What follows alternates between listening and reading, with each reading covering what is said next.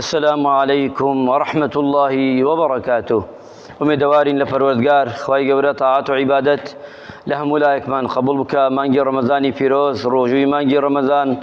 شەوانی تەراویحمان، شەوانی قەدرمان،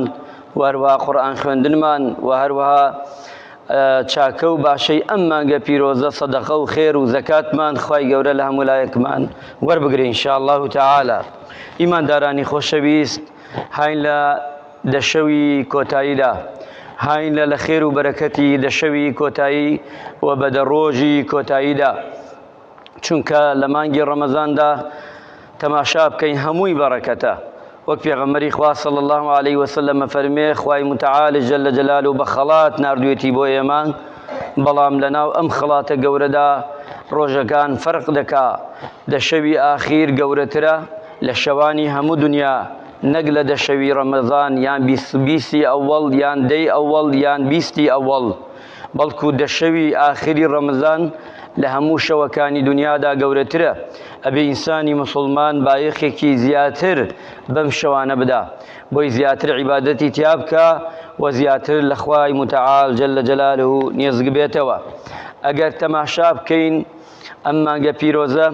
کە ناوی مانگی ڕەمەزانە، گەورەی ئەوەیە کە قورئانی تیا دابەزیوە. قورئانش لەکەیە دابەزیوە؟ لەم دەشەوەی ئاخیردا دابەزیوە، واتە بەرەکەتەکە دەکەوێتە دەشەوی ئاخیر، چونکە وتویانە عولەمایان زانایان فەرموویانە فإنها ليلة نزل القرآن العظيم. ئەم شەوانە ئەو شەوانەیە کە قورئانی پیرۆزی تیا دابەزیوە، ئەم شەوانە ئەو شەوانەیە کە جبریل عەلەیهی سەلام دابەزیوە و دادەبەزێ بۆ لای مسلمانان و بەلای ئیمانداران. ئەم شەوانە ئەو شەوانەیە کە مەلایکەکان دائەبزن. پێغەمبەری خوا فەرمی عەلەیهی سڵات وەسەلام بە ئەندازەی بەردی سەر زەوی چەنێکە لەوە زیاتر مەلایکە دائەبەزێتە سەر زەوی، لەگەڵ ئیمانداراندا عیبادەت دەکەن و شایەتیش ئەدەن لە سەریان کە دەگەڕێنەوە بۆ لای دیوانی خوای پەروەردگار. ئەم شەوە ئەو شەوەیە ئەم دەشەوانەی شەوێکی تایە عیبادەتی 83 ساڵە. 83 ساڵ عیبادەت کەی، ئەگەر لە لەیلەتل قەدر بەرت کەوێ خوای گەورە 83 ساڵ تەمەنت بۆ دەنووسێ. ئەگەر لە دوای شەوەکەش وەفات بکەی لە دەفتەری ئەعمالتا بۆ دەنووسێ ئەم پیاوە، ئەم ئافرەتە، ئەم کەسە، ئەم ئیماندارە، ئەم مسلمانە 83 ساڵ ئەم عیبادەتی کردووە. کەواتە ئینسانی مسلمان خێر و بەرەکەتی زۆری تایە. ئەفەرمێ خاڵێکی ترەوەیە ئەم مانگە یان ئەم شەوانە فيه ليلة هي خير من ألف شهر ومن حرم خيرها فقد حرم. هەر کەسێ بێبەش بێ لەم خێر و بەرەکەتی ئەم شەوانە بەڕاستی بێبەش بووە لە مانگی ڕەمەزانی پیرۆز. کەواتە ئەبێ ئەم خێرانە لە خۆمانە کۆکەینەوە بە گوێرەی تااقەت، بە گوێرەی توانە. کەسێک ئەگە بتوانێت شەوان زندوو بکاتەوە، ئەحیای بکاتەوە، تااقەتی هەبێ و بتوانێت، ئەو کاتە حەیفە کە نەتوانێت ئەم شەوانە چەند سەعاتێکە بۆ خوا عیبادەتی تیا بکە. چونکە من قام ليلة القدر إيمانا واحتسابا غفر له ما تقدم من ذنبه. هەر کەسی ئەم شەوانە زنی بکاتەوە، واتە شەونێژی تیا بکە بۆ خوا دانیشێ، ئەوە چییە؟ گوناحەکانی هەمووی دەسڕینەوە. چۆن ئێمە لە پێشی ڕەمەزانە فەرمین، ئەو تویانە پێغەمبەری خوا فەرمی عەلەیهی سڵات وەسەلام من صام رمضان إيمانا واحتسابا. هەر کەسێ ڕۆژوو مانگی ڕەمەزان بگرێ، هەر کەسێ تەراویحی مانگی ڕەمەزان بکات، چییە؟ بێ گوناحەکانی لێ ئەسڕێتەوە. بەڵام لەم حەدیثەشدا دەفەرمێ هەر کەسێ شەوانی قەدر زندوو بکاتەوە، خوای متعال جل جلاله کەچی هەموو گوناح و تاوانەکانی دەسڕێتەوە. ئەم شەوە ئەو شەوەیە ئەجەل دیاری دەکرێ. ئەم شەوە ئەو شەوەیە ئەم شەوانە کە ڕزق دیاری دەکرێ، تەنانەت ناوی حاجەکانیش دیاری دەکرێ ئیمساڵ، تەنانەت باسی ئەوەش دەکرێ ئەم ساڵ بێتەوە کێ لەسەر زەوی ئەبێ و کێ ئەچێتە ژێر خاک. واتە خوای پەروەردگار هەمووی لەم شەوانە دابەش ئەکا. هەر کەسێ بەزنی بێ لەو شەوەدا بێژین کە بەخەبەر بێ، خێر و بەرەکەتەکەی زیاتر بەر ئەکەوێ لەوەی کەوا بەخەبەر نییە. چونکە پێغەمبەری خوا صلی الله عليه وسلم ئەم شەوانە بەهاتایە خێزانەکانی و مسلمانانی ئاگادارە کردەوە بۆ ئەوەی خۆیان زیاتر کۆکەنەوە نەکوا پشت دەنەوە سارد بنەوە بیکە بێتە بیستی ڕەمەزان یەواش یەواش مزگەوتەکان چۆڵ بێ یەواش یەواش مسلمانان کەم بن سارد بن سڕ بن وانە پێغەمبەری خوا صلی الله علیه وسلم لە بیستی ڕەمەزانەوە خۆی ئەبەستەوە زیاتر کە ماڵەکەی ئەبردە مزگەوت ماڵەکەی شەوان هەڵەسان مسلمانانی هانەدا بۆی زیاتر عیبادەت کەن عیبادەت لە بیستی ڕەمەزانەوە دەست پێیەکا زیاتر گەرم و گوڕی ئەبێت یادا هەبێ ئەمجا ئەم دەشەوانە پێغەمبەری خوا صلی الله علیه وسلم فەرموویەتی بگەڕێن بەدوایە فەرموویانەی پێغەمبەری خواکەی فەرمووی ئەگە کەسی ئەتوانێ بە ئەم دەشەوانە هەر دەشەوی بگرێ ئەگە ناتوانی بەدوای تاکەکانە بگەڕێ دەرەجەی دووەممان خەڵکێکمانێ شکر بۆ خوا سیحەتی باشە توانای باشە ئەتوانێ ئەم دەشەوە بگرێ نیعمەتە لە ماڵی گری لە مزگەوتەی گری هیچ فەرقی نییە گرنگەوەیە تۆ کە ئەم دەشەوانە زنی بکەیتەوە خێر و پاداشت و چاکەی زیاری تیا ئەنجام بدەیت و ئەگەر نەتوانی وەرەوە پێنجەکەی تر پێنجی تاکەکان هەڵبژێرە 21 23 25 27 29 ئەگە نەتوانی بێ کەمتری کەرەوە لەم 25 5 ڕۆژ دەکەمان کردە پێنجەکە بکە سێ شەوی هەڵبژێرە لەو پێنج تاکە ئەگەر نەتوانی دوو شەوی هەڵبژێرە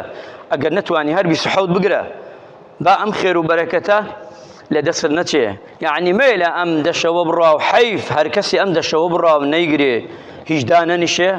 ئەو حەدیسە بەریەکەوێ ئەوە بێبەش ئەبێ لە خێر و بەرەکەتی ئەم دەشەوە 83 ساڵ بێبەش ئەبی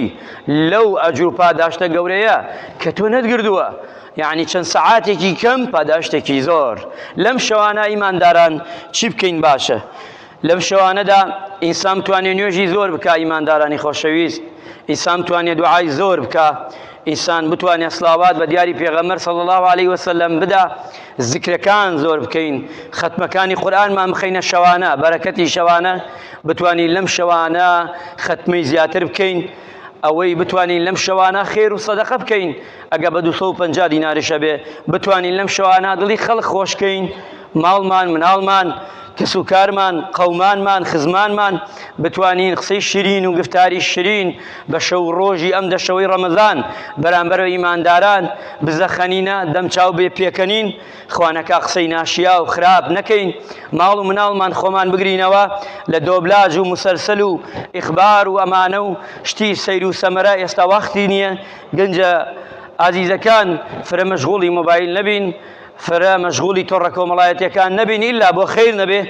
ئەو شتە خێرانە بڵاوکەنەوە گەنجە ئازیزەکان بە تایبەتی ئەوانەی کە مولحدن دوو لە ڕووجەنابتان ئەوانەی بێدینن با زیاتر دڵیان بتەقێ با زیاتر ببینی مسلمانان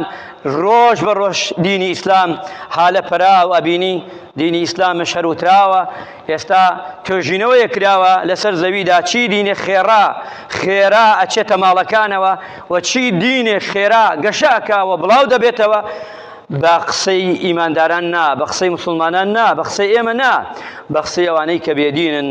کە دینی ئیسلامیانش نەناسیوە ئەڵێن خێراترین دین دینی ئیسلامە لە ئەوروپا زیاتر بزات ڕۆژ بە ڕۆژا لە گەشەدا و زیاد دەکا ئەمە دڵخۆشکەرێکە بۆ ئێمە و بۆ هەمومان دینی ئێمە دینێکی پاکە و دینێکی ڕەحمەتە و بەرەکەتە کە دێت بۆ هەموو لایەک و خاڵی کۆتایی مشەوەیە ئەوانەی خوای گەورە پارەی پێداون کە ژیانیان باشە وریابن ئامان و سەد ئامان زەکاتەکانتان بدەن وریابن سەرفترەکانتان لە فکر نەچێ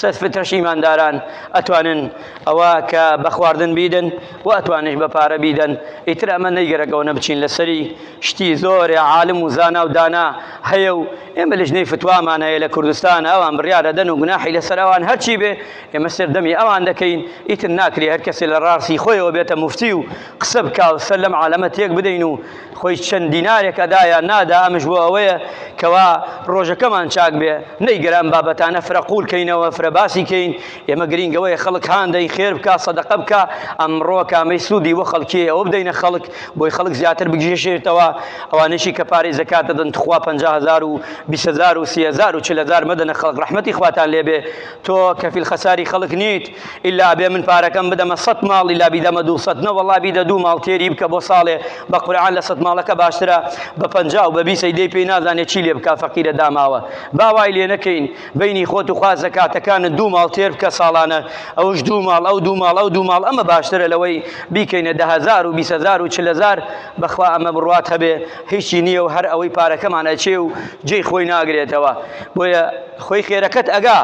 خێرەکەت ئەڕوا هیچ عیبی نییە بەڵام وەک سوود مقابلەکە فرە سوود نابینێ وریاش بن ئیمانداران پارەی زەکات مەدەن هەموو کەسێ تەئکید نەبووی مەیدا با لەسەرت بکەوێ ها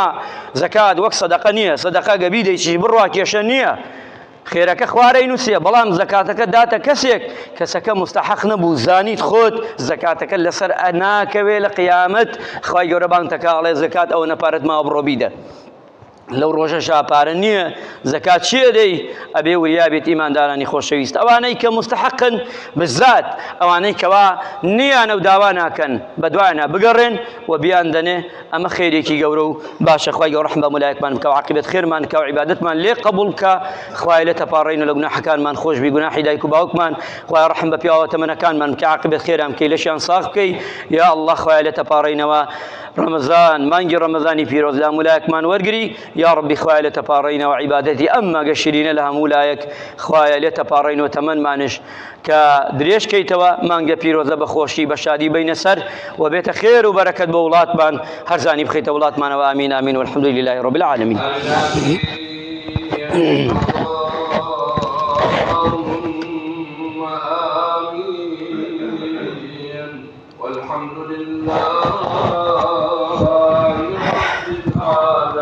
الحمد لله ثم الحمد لله وما توفيقي ولا اعتصام إلا بالله عليه توكلت وإليه ونيب إما داراني خوشويست ئێمە مسابقەیەکمان کردووە مزگەوت ئەو گەنجانە ئەوانەی کە ناوێن نووسیوە کورتانەیە کشتانە یان کەسێک پرسیارەکە ئەمڕۆ ئێمە لە سەعات 2 ئینشاءڵڵا دەست پێ ئەەکەین کە ئەمڕۆ بەس تایبەتە بە کوڕان لە سوورەتی کەهف هەر کەسێ لەبەری کردووە لە سەعات 2 با لە مزگەوت ئامادە بێ ئەو کاتە ئیمتیحانات ئەمڕۆ دەست پێ ئەەکەین لەو سوورەتە بۆ کوڕان بەیانیش بۆ کچانە تەبعەن هەر لە سەعات 2 دەست پێ دەکەین هەتا ئێوارە بۆ کچان 2 بەیانیەوە تا یەکشەممە ئەو کاتە ئەچێتە حەدیثمانیشەیە تا قینیوەڕۆ لە یەکشەممە سەعات 2 بۆ نوێژی عەسر بۆ کوڕان و دوای عەسریش بۆ مەغریب بۆ کچانە ئەمە یەک ڕۆژ بۆ حەدیث یەکشەمە ئەکا شەممەش جمعەش ئەمڕۆ بۆ کوڕان قورئانە یەکشەمش شەممەش عەفوو بۆ کچانە قورئانە یەکشەمش بۆ کوڕان و کچان حەدیثە ئیتر ئەمانش خوای گەورە موفەقیان بکا و سەرکەوتوویان بکە و دوعای خێران بۆ بکەن و دوعای خێرش بۆ برایانە بکەن و ئەو خێرخوازانەی کە پارەیان داوە بەڕاستی هاتوونەتە پێشەوە و ئەوانەیشی کە خێریان کردووە ئێمە دوعای خێرمانەیە بۆ ئەو کەسانیش یارمەتی داین لەو پرۆژە ئەو پرۆژەی مزگەوتی ئەو سەبەمان بەرزۆ کرد و تەرتیبمان کردووە خوای گەورە خێریان بنووسێت تا ئێستا هاتوونە لەگەڵمانە خوای گەورە محفوظیان بکە هەندێکمان ماوە ئینشاءڵڵا دوای جەژن تاوی دەکەین بۆ ئەوەی ئەزیەتی ئێوە نەدەین لە دوعای خێر بێبەشمان مەکەن و ئێمەش لە دوعای خێر ئێوە بێبەش ناکەین بە تایبەتی دوعای خێر بۆ برایانە ئەزیزانە بکەن کە بەرنوێژیتان بۆ دەکەن بۆ برایانە بکەن کە ئێواران سفرتان بۆ دائەخەن کە ئەتێن خزمەتتانەکەن بەڕاستی ئەمانە جێی خۆیەتی کە دوعا ئێمە بەردەوام دوعا بۆ یەکتری بکەین دەستخۆشی لە یەکتری بکەین کەم و کورتیەکمان بوو چاو بخەفێنین بەسەریدا گوێی نەدەنێ فرە شتەکان گەورە نەکەین ئەگە گەورەش بوو هەمومان بەیەکەوە بچووی بکەین خوای لەوە لە من و لە ئێوەش ڕازی بێ ئینشاء الله تعالى إن الله